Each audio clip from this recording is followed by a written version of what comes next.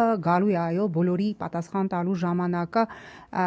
19 թվականի հունվարի 26-ին 44-օրյա հացադուլից հետո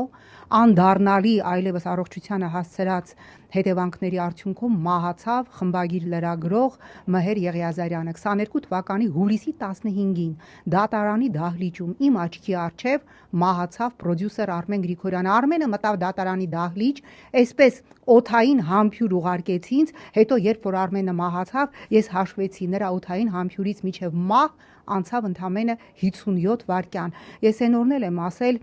այնքան ծանր էր ինձ համար, նախորդին էլի քաղաքական բանտարկյալներից մեկի հարցով գտնվում է այդ նույն դատարանում, որտեղ մահացավ Արմենը, եւ դատական կատարածուներից մեկը ասեց ձեզ բան ունեմ հանձնելու, ասեցի ինչ, եւ բերեց իմ սև հովարը։ Ես հիշեցի դա այն հովարն էր, երբ որ Արմենը ընկավ աթոռից,